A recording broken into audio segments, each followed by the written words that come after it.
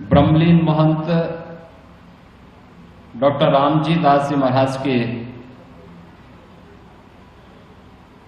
दिवंगत होने और उनके प्रति अपनी श्रद्धांजलि व्यक्त करने के उद्देश्य से आज मैं यहां पर विशेष रूप से आया हूं। भारत के सनातन धर्म की परंपरा, उसकी मजबूती,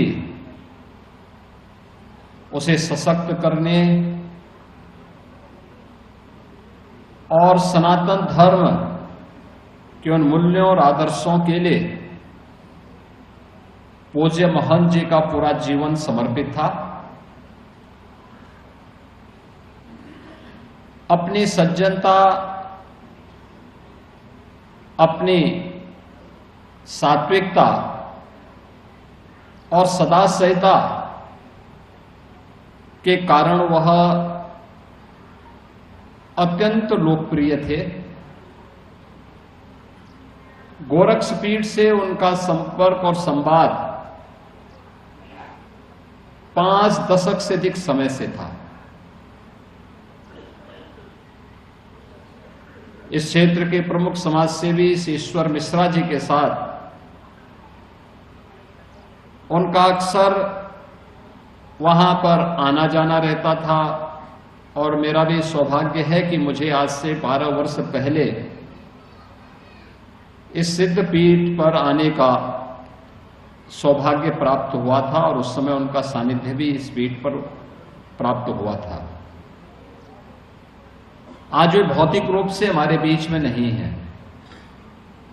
लेकिन इस सिद्ध पीठ की स्वच्छता को,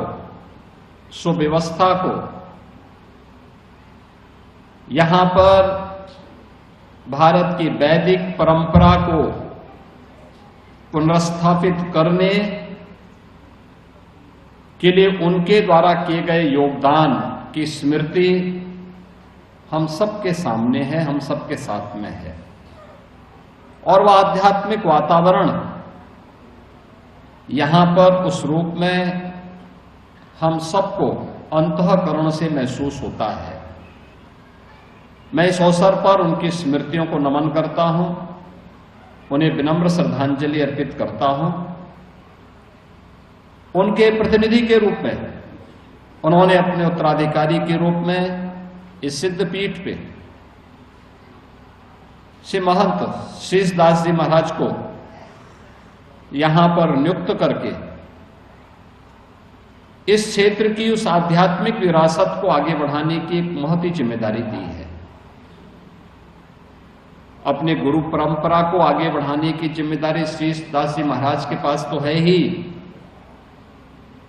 लेकिन